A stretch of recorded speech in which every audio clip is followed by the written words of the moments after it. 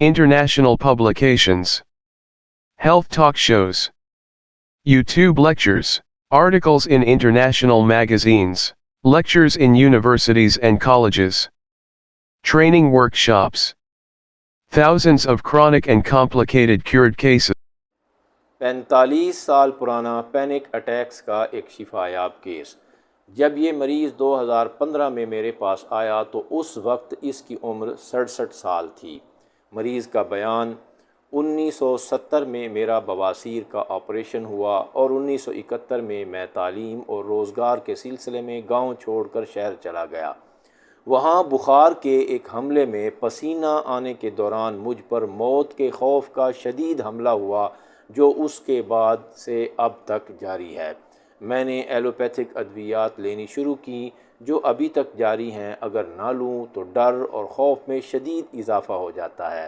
میں نے 3 دفعہ الیکٹرک شاک بھی لگوائے ہیں مگر بیماری سے چھٹکارا حاصل نہیں ہو سکا۔ میں مسلسل تکلیف میں ہوں جو کبھی کم تو کبھی زیادہ ہو جاتی ہے۔ جب پہلی دفعہ بخار کے دوران موت کے خوف کا حملہ ہوا تو اس کے بعد کچھ عرصہ کے لیے میں بہتر ہو گیا۔ پھر میری شادی ہوئی اور کثرت جماع میں مبتلا ہوا تو پھر خوف میرے ذہن پر سوار ہو گیا۔ اس وجہ سے میں تصوف کی طرف مائل ہوا، نمازیں پڑھنی، روزے رکھنے اور خدا کا ذکر کرنا شروع کیا کہ جب مرنا ہی ہے تو آخرت سنوار لی جائے۔ کثرت جماع کی وجہ سے، روزے رکھنے سے اور تصوف کی کتب کے زیادہ مطالعہ سے میں ذہنی اور جسمانی دونوں طرح سے بہت کمزور ہو گیا۔ میں نے پہلے ایلوپیتھک ڈاکٹروں سے، پھر حکیموں سے اور پھر ہومیوپیتھ سے رابطے شروع کیے۔ میں بہت مشہور ہومیوپیتھک ڈاکٹرز کے زیر علاج رہا۔ میں اپنے علاقے کے ہومیوپیتھ سے ہر وقت رابطے میں رہا۔ مجھ پر ہر وقت موت کا خوف طاری رہتا ہے۔ مسلسل ڈر لگتا ہے کہ ہارٹ اٹیک سے موت واقع ہو جائے گی۔ سینے میں بائیں طرف ہلکا درد ہوتا ہے اور اس کے ساتھ خوف کہ اس درد سے دل فیل ہو کر موت واقع ہو جائے گی۔ مجھے دل پر بوجھ اور گھٹن سی محسوس ہوتی ہے۔ خوف کے وقت چھوٹے چھوٹے ڈکار پھنس پھنس کر آتے ہیں۔ شدید خوف مصروفیت سے کم ہوتا ہے۔ حرکت کرنے کی خواہش ہوتی ہے، سو جانے کی خواہش ہوتی ہے تاکہ خوف اور ڈپریشن سے نجات ملے۔ ہر وقت پژمردگی، اداسی، دل و دماغ پر بوجھ موت کے خوف کے ساتھ موجود ہے۔ خوشی اور سرور نام کی کوئی شے زندگی میں نہیں ہے۔ میرے کثرت جماع کے پس پردہ شاید یہ بھی ایک حقیقت ہے کہ ان لمحات میں مجھے خوف سے چھٹکارا مل جاتا تھا۔ مذکورہ تکالیف عصر کے وقت شروع ہوتی ہیں اور شام کے وقت انتہا پر پہنچ جاتی ہیں۔ رات کو تنہائی میں اور اندھیرے کمرے میں اگر کوئی میرے ساتھ نہ ہو تو ان علامات میں زیادتی ہوتی ہے۔ پیٹ میں گیس سے بھی ان علامات میں اضافہ ہوتا ہے، جبکہ سونے سے، نیند کے دوران حرکت سے اور ہلکی پھلکی مصروفیت سے کمی ہوتی ہے۔ میں گھر سے دور نہیں جاتا کہ دل کا دورہ پڑ جائے گا اور میں مر جاؤں گا۔ اے سی والی بس میں یا دیگر بند گاڑیوں میں سفر میرے لیے ناممکن ہے۔ کبھی کبھی بواسیر ہوتی ہے، خون آتا ہے جسے کولن سونیا 200 لینے سے آرام آ جاتا ہے۔ میں اسکول کے زمانے میں صحافت سے منسلک تھا مگر اب صرف فیس بک پر چیزیں پڑھتا اور لکھتا ہوں، وہ بھی مصروفیت کے لیے، کیونکہ مصروفیت سے افاقہ ہوتا ہے۔ مجھے دل والی جگہ پر کانٹا چبھنے جیسا درد ہوتا ہے تو میں اٹھ کر چلنے پھرنے لگتا ہوں۔ اگر نہ اٹھوں تو تکلیف بڑھ جاتی ہے۔ اگر تکلیف بہت زیادہ ہو تو میں نہ لکھ سکتا ہوں، نہ پڑھ سکتا ہوں، کچھ بھی نہیں کر سکتا۔ میرا ذہن کام نہیں کر رہا ہوتا، دماغ ساتھ نہیں دے رہا ہوتا اور حرکت کرنے سے بہتر محسوس کرتا ہوں۔ مجھے جسم میں کچھ محسوس نہیں ہو رہا ہوتا، بس خوف ہی خوف ہوتا ہے کہ جیسے کوئی بندوق یا پستول تان لے اور کہے کہ میں تجھے گولی مار دوں گا۔ اتنا شدید خوف ہوتا ہے۔ اینٹی ڈپریشن دوائیں کھا کھا کر میری بھوک بھی کم ہو چکی ہے۔ پخانہ کبھی 24 اور کبھی 48 گھنٹے بعد آتا ہے۔ زکام کے ساتھ کبھی ایک آدھ دن کھانسی ہو جاتی ہے جس میں گلے میں خراش ہوتی ہے اور کھانسی میں ہنسنے اور بولنے سے اضافہ ہوتا ہے۔ میری جنسی خواہش بڑھی ہوئی ہے لیکن انزال بہت جلد ہو جاتا ہے۔ کثرت جمع کی وجہ سے میری بصارت کچھ کمزور ہو گئی ہے اور گزشتہ 3 یا 4 سال میں تمام دانت خراب ہو گئے ہیں۔ اگر طبیعت ٹھیک ہو تو مجھے سارے موسم اچھے لگتے ہیں اور اگر خراب ہو تو کوئی موسم اچھا نہیں لگتا۔ میں گرمیوں میں بھی گرم پانی میں نہاتا ہوں۔ بلند مقامات سے ڈر لگتا ہے۔ باہر گلی میں اچانک شور سے بھی ڈر لگتا ہے۔ مجھے پرانی موسیقی پسند ہے۔ رات سوتے وقت اندھیرا ہونا چاہیے۔ مجھے تنگ کپڑے اچھے نہیں لگتے۔ قمیض کے اوپر والے بٹن کھول کر رکھتا ہوں۔ سونے سے پہلے موت کا خوف زیادہ ہوتا ہے۔ تقریبات میں ہجوم میں جانے کو میرا دل نہیں کرتا۔ غصہ نہ ہونے کے برابر ہے۔ بیماری کے متعلق سوچنے سے خوف میں زیادتی ہوتی ہے۔ شام سے موت کا خوف شروع ہو جاتا ہے۔ رات جاگتے ہوئے گزرتی ہے۔ میرے لیے رات ایک عذاب سے کم نہیں۔ رات کو اکیلے میں خوف مزید بڑھ جاتا ہے، لیکن اینگزائٹی کے سبب کسی کو ملنے کو اور بولنے کو میرا دل ہی نہیں کرتا۔ ڈکار سے اور ہوا خارج ہونے سے علامات میں کمی ہوتی ہے۔ دوسروں کی غیر ضروری باتیں سننے سے مجھے تکلیف ہوتی ہے۔ کبھی کبھی آنکھیں بند کرنے سے افاقہ ہوتا ہے۔ ہر وقت ایک بے نام سی اداسی دل و دماغ پر چھائی رہتی ہے۔ مدت ہو گئی ہے کہ مجھے کبھی خوشی نہیں ہوئی۔ زندگی میں خوشی نام کی کوئی چیز نہیں ہے۔ ڈرامے یا فلم یا دکھی حادثہ دیکھ کر مجھے کبھی رونا آ جاتا ہے، لیکن یہ لمحوں کی بات ہوتی ہے، پھر ختم ہو جاتا ہے۔ میں ڈر کے سبب محفل سے گریز کرتا ہوں۔ جن لوگوں کے ساتھ میرے تعلقات ہیں بہت ہی اچھے ہیں۔ لوگ میرے اخلاق، رویہ اور برتاؤ کی قدر کرتے ہیں۔ فارغ وقت میں ہر وقت اپنی خراب صحت کے متعلق خیالات میرے ذہن میں آتے رہتے ہیں۔ کچھ گھریلو اور معاشی معاملات بھی ہیں۔ سوال و جواب۔ ڈاکٹر: آپ کا کہیں آنے جانے کو کیوں دل نہیں کرتا؟ اس وقت آپ کی کیفیت کیا ہوتی ہے؟ آپ اندرونی طور پر کیا محسوس کر رہے ہوتے ہیں؟ مریض: اس وقت کیفیت یہ ہوتی ہے کہ اداسی ہوتی ہے، پیمردگی ہوتی ہے، جسے عام زبان میں اینگزائٹی یا ڈپریشن کہتے ہیں۔ بس یہی ہے کہ کسی سے ملنا جلنا بولنا اچھا نہیں لگتا۔ اس وقت کوئی کتاب اٹھا کر توجہ تبدیل کرنا چاہتا ہوں یا فیس بک دیکھنے لگ جاتا ہوں یا اس طرح کوئی اور لکھائی پڑھائی کا کام کرنا شروع کر دیتا ہوں۔ ڈاکٹر: ملنے جلنے کو کیوں دل نہیں کرتا، یا اگر ملیں تو کیا ہوگا؟ مریض: ایک تو یہ بات ہے کہ میں دیہات میں رہتا ہوں۔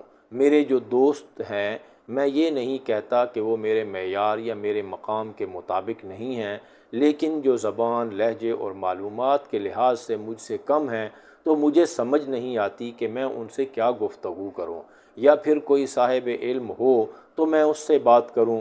اگرچہ میں خود کو صاحب علم تو نہیں سمجھتا، لیکن عام لوگ میرے معیار پر پورا نہیں اترتے۔ لیکن اس سے زیادہ جو کیفیت ہے وہ یہی ہے کہ میرا کسی سے ملنے کو، بات کرنے کو یا محفل میں بیٹھنے کو دل ہی نہیں کرتا۔ اگر مجھ پر وہ فیئر آف ڈیتھ کی کیفیت نہ ہو تو تنہائی میں آنکھیں بند کر کے لیٹ جاؤں۔ اگر وہ کیفیت ہو تو اس وقت میں حرکت کرنا چاہتا ہوں، لیٹ بھی نہیں سکتا۔ ڈاکٹر: اگر آپ حرکت میں نہ ہوں تو کیا ہوتا ہے؟ مریض: کوئی مصروفیت ہو، توجہ تبدیل ہو تو اس طریقے سے مجھے خوف سے افاقہ مل جاتا ہے یا ڈپریشن سے کچھ افاقہ مل جاتا ہے۔ میں نے آپ کو بتایا کہ کوئی کتاب اٹھا لیتا ہوں یا فیس بک پر کوشش کرتا ہوں کہ خود کو مصروف کروں۔ ہلکی پھلکی مصروفیت کوئی سخت ورزش نہیں کر سکتا۔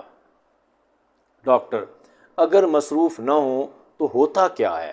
مریض: یہی کیفیت بڑھتی جاتی ہے اور پھر خود ہی جیسے انسان خود اپنا علاج کرنا چاہتا ہے۔ میں چاہتا ہوں کہ اپنی چارپائی سے اٹھوں، گھر سے باہر نکلوں، کھلی ہوا میں چلوں، ادھر ادھر دیکھوں، چیزوں کو دیکھوں۔ ڈاکٹر: آپ نے لکھا ہے کہ بچپن سے آپ کو صحافت کا شوق ہے، تو صحافت کا شوق کیوں ہے؟ یہ شوق کیسے پیدا ہوا؟ مریض: ہاں، اسکول کے زمانے میں میرے کچھ استاد بہت اچھے شاعر تھے پشتو کے۔ میری مادری زبان پشتو ہے۔ 10ویں اور 12ویں جماعت میں میں پشاور کونسل آف آرٹ میں بڑے بڑے شعراء کے ساتھ مشاعرے میں شامل ہوتا تھا۔ ظاہر ہے یہ ایک ایسی چیز ہے جس سے مجھے شہرت بھی ملتی تھی اور عزت بھی، اور کچھ مجھے خدا کی دین بھی تھی کہ میں اس وقت اس طرف نکل گیا۔ بعد میں پاکستان کے اخباروں میں، پشاور کے اخباروں میں آج سے 30 سال پہلے لکھتا بھی تھا، اور آج کل تو میں کسی اخبار میں کچھ بھی نہیں لکھ رہا، لیکن فیس بک پر بہت کچھ لکھتا ہوں۔ ڈاکٹر، آپ نے بی فارمیسی بھی کی ہوئی ہے اور ہومیوپیتھی بھی، تو کیا آپ پریکٹس بھی کرتے ہیں؟ مریض: میں نے کافی عرصہ ڈاکٹروں کے پاس کام کیا ہے، جیسے کہ دوائیں دینا اور انجیکشن لگانا، لیکن یہ میں نے چھوڑ دیا ہے۔ میں سمجھتا ہوں کہ میں مریضوں کی صحیح طور پر خدمت نہیں کر سکتا، اس لیے میں نے چھوڑ دیا ہے، اور اپنی پریکٹس اس وجہ سے شروع نہیں کی کہ اس کے لیے بیٹھنا پڑتا ہے، اور بیٹھنا میرے لیے ایک تکلیف دہ عمل ہے۔ ڈاکٹر: بیٹھنے سے کیا ہوتا ہے؟ مریض: جی میں نے بتایا کہ میرے اوپر ڈپریشن اور خوف کے حملے ہوتے ہیں، تو میں خود کو کسی کام میں مصروف کرنا چاہتا ہوں۔ پریکٹس تو پھر ایک دکانداری قسم کی چیز ہوتی ہے جس میں بیٹھنا پڑتا ہے، ڈیوٹی دینی پڑتی ہے، اور وہ میرے لیے ناممکن ہے۔ اور میں نے اوقات بھی لکھے ہیں کہ عصر کے بعد مجھے یہ تکلیف شروع ہوتی ہے۔ ڈاکٹر: آپ نے بتایا کہ تکلیف کے دوران آپ کے لیے بیٹھنا ناممکن ہوتا ہے، اگر بیٹھے رہیں تو ہوگا کیا؟ مریض: اگر میں حرکت نہ کروں تو میری تکلیف اور شدید ہوتی جائے گی، اس لیے جب تکلیف ہوتی ہے تو توجہ تبدیل کرنا بنیادی مسئلہ ہے۔ اس میں حرکت بھی آ سکتی ہے، کچھ لکھنا پڑھنا بھی آ سکتا ہے، لیکن اگر بہت زیادہ اور حد سے زیادہ شدید تکلیف ہوگی تو پھر میں نہ لکھ سکتا ہوں، نہ پڑھ سکتا ہوں، نہ فیس بک اٹینڈ کر سکتا ہوں، کچھ بھی نہیں کر سکتا، صرف حرکت کرتا ہوں۔ ڈاکٹر: جب تکلیف شدید ہوتی ہے تو پھر نہ لکھ سکتے ہیں، نہ پڑھ سکتے ہیں، کچھ بھی نہیں کر سکتے؟ مریض: جی اس وقت انگزائٹی اور ڈپریشن اتنی شدید ہوتی ہے کہ کچھ بھی نہیں کر سکتا، میرا دماغ ساتھ ہی نہیں دے رہا ہوتا۔ اس وقت ایک ہی چیز ہوتی ہے کہ میں اٹھوں اور حرکت کروں، اور ویسے بھی عام طور پر میں حرکت میں بہتر محسوس کرتا ہوں۔ ڈاکٹر: کیا مسئلہ تھا جس کی وجہ سے آپ نے اپنا آبائی علاقہ چھوڑا اور کراچی چلے گئے؟ مریض: کوئی بھی مسئلہ نہیں تھا، صرف تعلیم کے لیے۔ جیسا کہ میں نے آپ کو بتایا، میں وہاں بالکل ٹھیک تھا، جوان تھا، میرے اچھے خاصے تعلقات تھے، صحافت سے تعلق تھا، صحافی رہا بھی ہوں، شاعری سے بھی تعلق تھا، بڑے اعلیٰ دانشوروں سے میرے رابطے تھے، لیکن چونکہ میں جوان تھا اور جوانی میں بندہ کچھ سوچتا ہے کہ کچھ کرنا چاہیے، تو میں نے بھی سوچا کہ وہاں جا کر تعلیم مکمل کروں، کوئی کام کروں۔ میں کسی مشکل یا کسی مسئلے کی وجہ سے نہیں گیا تھا، سب کچھ ٹھیک تھا، معاشی معاملات بھی ٹھیک تھے۔ ڈاکٹر: تعلقات اچھے تھے اور شاعری اور صحافت کے ساتھ بھی آپ کا تعلق تھا؟ مریض: جی بالکل، میں شاعر ہوں، صحافت بھی کرتا تھا، مجھے سنانے کا تو شوق نہیں ہے، اور اب مشاعرے بھی اٹینڈ نہیں کرتا۔ وہاں کوہاٹ میں تھا تو وہاں مشاعرے بھی اٹینڈ کرتا تھا، لیکن چونکہ یہ ایک قدرتی صفت ہوتی ہے، انسان کوشش سے نہ بھی کرے تو شاعری ہو جاتی ہے۔ اور بے شک آپ یہ لکھ لیں کہ میں صحافی رہا ہوں، اور اگر مریض نہ ہوتا تو اللہ کے فضل سے پاکستان کا ٹاپ صحافی ہوتا۔ آپ مجھے کوئی ایک لفظ دے دیں، میں ایک لفظ پر مضمون کے صفحوں کے صفحے لکھ سکتا ہوں۔ ڈاکٹر: آپ کو ایک لفظ دے دیں تو آپ اس پر صفحوں کے صفحے لکھ سکتے ہیں؟ مریض: جی بالکل، میں صفحوں کے صفحے لکھ سکتا ہوں، چاہے وہ مزاحیہ انداز میں ہو، چاہے سماجی انداز میں ہو، یا کسی سیاسی انداز میں ہو، لکھ سکتا ہوں۔ الفاظ میرے بے دام غلام ہیں۔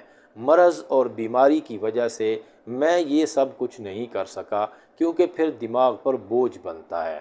ڈاکٹر: دماغ پر بوجھ کا مطلب؟ مریض: جب الفاظ کا انتخاب کرنا پڑے، تشبیہات یا خاص قسم کے الفاظ منتخب کرنے پڑیں تو دماغ پر بوجھ تو بنتا ہے، تو بعد میں میری طبیعت کچھ اچھی نہیں ہوتی، دماغ پر بوجھ ہوگا، پژمردگی ہوگی، تو اس صورت میں کوئی لمبی لمبی لکھائی سے پرہیز کرتا ہوں۔ ڈاکٹر: بوجھ کا کیا مطلب ہے؟ مریض: اس سے زیادہ اور نہیں بتا سکتا۔ یہ وزن کی کیفیت نہیں ہوتی، بس کسی چیز میں توجہ مرکوز کرنا مشکل ہوتا ہے، جیسے دماغ کمزور ہو۔ یہ بہتر لفظ ہے، کمزوری، دماغ کی کمزوری۔ ڈاکٹر: آپ کچھ اور بتانا چاہیں گے؟ مریض: نہیں، کچھ نہیں۔ تجزیہ: اس کیس کو میں نے سینسیشن میتھڈ سے حل کیا۔ ڈاکٹر سنکرن کی تعلیمات کے مطابق یہ مریض نہ تو حیوانات کی طرح مقابلہ اور بقا کے مسائل سے دوچار تھا اور نہ ہی نباتات کی طرح ماحول اور حالات سے متاثر ہو کر اس میں کوئی خاص سینسیشنز پیدا ہو رہی تھیں۔ میں بیمار نہ ہوتا تو ملک کا ٹاپ صحافی ہوتا۔ شاعری، صحافت، لکھنا پڑھنا اس کا سٹرکچر تھا جو اس کی بیماری کی وجہ سے مکمل نہیں ہو سکا۔ اس وجہ سے اس کی دوا معدنیات سے ہونی چاہیے تھی۔ مریض کے ایشوز کریٹیویٹی اینڈ پرفارمنس کے تھے۔ اس نے بتایا کہ وہ اپنی اوائل عمر میں بھی شاعری کرتا رہا ہے اور اب بھی فیس بک پر لکھتا ہے۔ اس نے کہا کہ مجھے آپ ایک لفظ دے دیں تو میں اس کے اوپر صفحوں کے صفحے لکھ سکتا ہوں۔ اس کی ساری زندگی کریٹیویٹی اینڈ پرفارمنس کے گرد گھومتی ہے، حتیٰ کہ جب اس پر موت کے خوف کا حملہ ہوتا ہے تب بھی وہ کہتا ہے کہ میں لکھ پڑھ نہیں سکتا۔ صحافی ہے، شاعر ہے، لکھتا ہے، تخلیق کرتا ہے، اس لیے اس کی دوا پیریوڈک ٹیبل کی 5ویں رو سے ہونی چاہیے۔ پھر اس نے بتایا کہ اگر وہ بیمار نہ ہوتا تو وہ ملک کا ٹاپ صحافی ہوتا، یعنی یہ بیماری اس کی زندگی میں تخلیق اور کارکردگی میں کمی کا موجب بنی۔ اس وجہ سے وہ بڑا تخلیق کار اور کارکردگی دکھانے والا نہ بن سکا، جبکہ یہ چیزیں اس میں موجود تھیں۔ جس مریض کے اسٹرکچر میں جتنی زیادہ کمی ہو اس کی دوا متعلقہ رو کے اتنی ہی بائیں طرف سے ہوتی ہے۔ پیریوڈک ٹیبل کے تیسرے کالم میں گو مگو کی کیفیت ہوتی ہے، میں یہ کر پاؤں گا یا نہیں، مجھے یہ کرنا چاہیے یا نہیں، جبکہ پہلے کالم میں متعلقہ سٹرکچر کا مکمل فقدان ہوتا ہے۔ اس مریض میں کریٹیویٹی اینڈ پرفارمنس موجود تو ہیں مگر یہ ان کو لے کر زندگی میں ذرا سا بھی آگے نہیں چل سکا۔ اس طرح یہ ہمیں پہلے اور تیسرے کالم کے درمیان یعنی دوسرے کالم میں کھڑا نظر آتا ہے۔ دوسرے کالم کے ایشوز کچھ اس طرح کے ہوتے ہیں: beginning to explore new ideas, beginning to learn something new but feels complete lack of capacity to do so۔ Periodic table کے 5ویں درجے اور دوسرے کالم کی دوا سٹرونشیم ہے۔ جب میں نے میٹری یا میڈیکا میں سے سٹرونشیم کار پڑھی تو اس میں دل کے عنوان کے تحت صرف 2 علامات موجود تھیں۔ نمبر 1 ہارٹ فیلز سمودرڈ، نمبر 2 ہارٹ بلاک۔ جب میں نے یہ علامات پڑھیں تو مجھے یقین ہو گیا کہ انشاءاللہ یہ مریض ٹھیک ہو جائے گا، کیونکہ اس مریض کو یہ خوف ہوتا تھا کہ اس کا دل بند ہو جائے گا اور اس سے وہ مر جائے گا۔ اگر ریپرٹی میں دیکھیں تو اس کیس کے تمام اہم فیچرز کی جو روبرکس بنتی ہیں ان میں سٹرونشیم کارب موجود ہے، اور ان روبرک کے ساتھ اگر پیریوڈک ٹیبل کی 5ویں رو کا فلٹر لگائیں تو سٹرونشیم کارب ہی اوپر آتی ہے۔ یہ بات الگ ہے کہ اگر ہمیں یہ علم نہ ہو کہ ہم نے اس مریض کی دوا پیریوڈک ٹیبل کی 5ویں رو سے لینی ہے تو ہم ریپرٹری کے ذریعے کسی طرح بھی اس دوا تک نہیں پہنچ سکتے۔ Rubrics: mind anxiety general fear with, mind anxiety general bed in, mind anxiety general evening, mind fear general phobias, mind fear general phobias evening, mind restless, mind talk general indispose to. Periodic table silver series 5th رو۔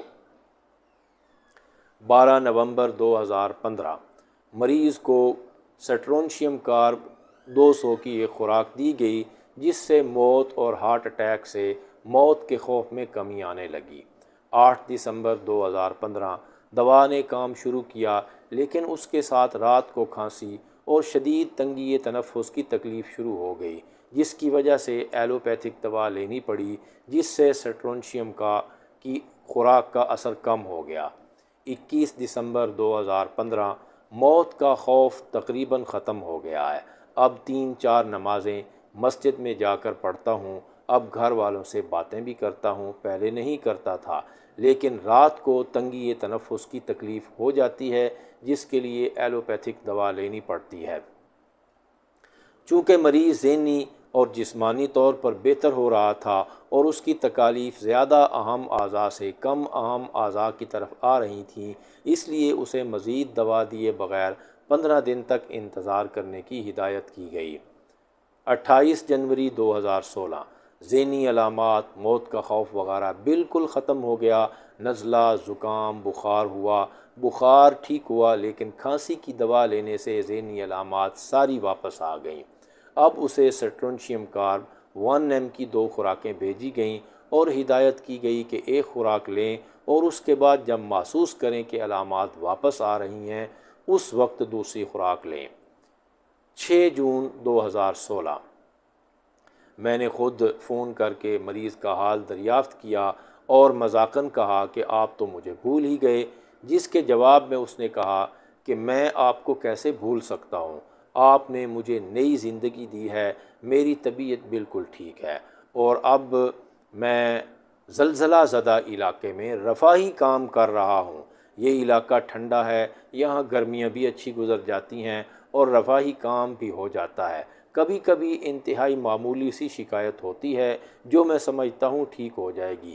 پہلی خوراک لینے سے تقریباً 2-2.5 ماہ تک طبیعت ٹھیک رہی، اس کے بعد دوسری خوراک لینی پڑی۔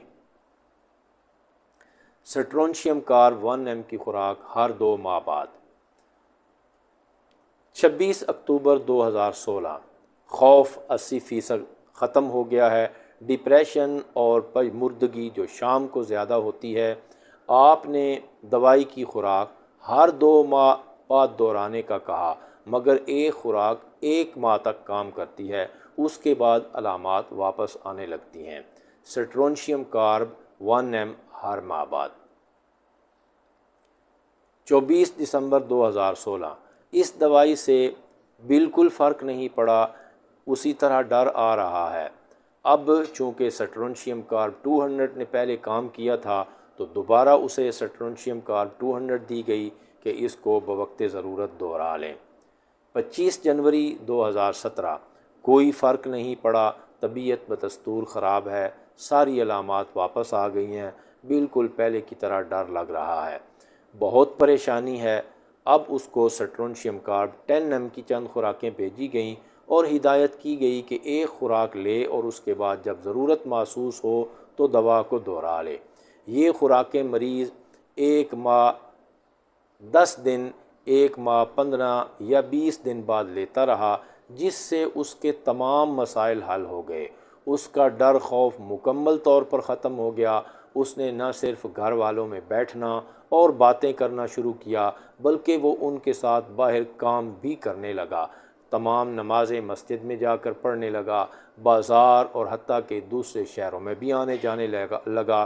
حیرت کی بات یہ ہے کہ اس نے بتایا کہ اس نے گرمیوں میں شمالی علاقہ جات کا سفر کیا ہے جس میں اس نے زلزلہ زدہ علاقوں میں رفاہی کاموں میں حصہ لیا ہے اور پوری خوشی اور جذبے کے ساتھ کام کیا ہے۔ اب اسے کسی قسم کا ڈر، گھبراہٹ، پریشانی اور تکلیف نہیں ہے اور وہ اپنی زندگی سکون سے جی رہا ہے۔ آخری دفعہ دوائی بھیجنے کے کافی عرصہ بعد مریض اپنی زوجہ کو علاج کے لیے ہمارے پاس لے آیا۔ وہ بندہ جو ڈر اور خوف کی وجہ سے مسجد جا کر نماز نہیں پڑھ سکتا تھا، جو اپنی بیوی اور بچوں میں بیٹھ بھی نہیں سکتا تھا، وہ اپنی بیوی کے علاج کے لیے سینکڑوں میلوں کے سفر پر اس کے ساتھ چل پڑا۔ سٹرونشیم کارب 10 کی خوراکیں اس نے 2017 کے پہلے مہینوں میں لی تھی۔ 25 دسمبر 2019 ہے اور مریض مکمل طور پر صحت مند ہے۔ اسے کسی قسم کا خوف اور گھبراہٹ اور پریشانی نہیں ہے اور اپنی زندگی پورے سکون اور اطمینان سے گزار رہا ہے۔ 1971 سے 2016 تک اینگزائٹی اور خوف میں مبتلا چلا آ رہا تھا۔ اس کے بعد میں نے ابھی کچھ عرصہ پہلے ایک دفعہ 12 دسمبر 2022 کو اس کے ساتھ رابطہ کیا اور اب سے کچھ عرصہ پہلے 8 مارچ 2024 کو بھی دوبارہ پتہ کیا ہے۔ فون پر تو اس نے بتایا ہے کہ وہ مکمل طور پر ٹھیک ہے۔ علاج کے بعد سے اب تک کوئی ذہنی علامت یا تکلیف دوبارہ نہیں ہوئی ہے۔ زندگی بہت اچھی گزر رہی ہے اور خوب دل جمی سے کام کر رہا ہے۔ 25 years experience. Homeopathic physician and author. Dr. Mir Zahid. D17 Islamabad. Contact and appointment 0333 670 6505.